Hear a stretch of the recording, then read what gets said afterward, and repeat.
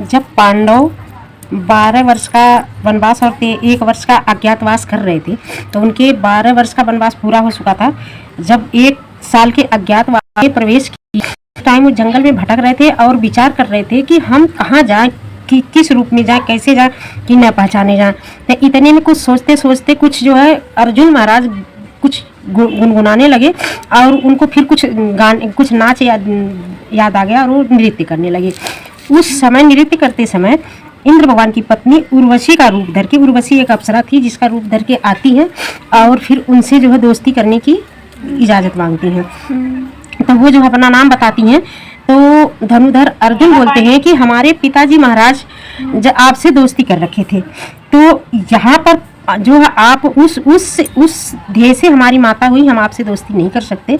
इस चीज़ को वो कई बार उन्हें सिफारिश किया उर्वशी ने और अर्जुन मना करते रहे।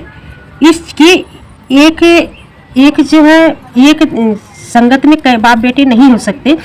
तो उर्वशी गुस्से में कहती है कि हम अप्सरा हैं और हमारा काम वेश्यावृत्ति का है। हमारे रिश्ते में ना कोई बाप होता है, ना कोई बेटा होता है, ना कोई पति होता है। हमारा रिश्ता सब एक सा होता है, चाहे वो कोई हो, बाप हो, बेटा हो, हमारे लिए एक रात का पति होता है। इस चीज़ को अर्जुन ठुकरा के जाने लगते हैं। तो उर्वशी को बहुत तगड़ा गुस्सा आता है और वो गुस्से में श्राप दे देते हैं कि जा तू 1 साल तक नपुंसक रहेगा। और फिर इस चीज़ को उनको बहुत दुख होता है।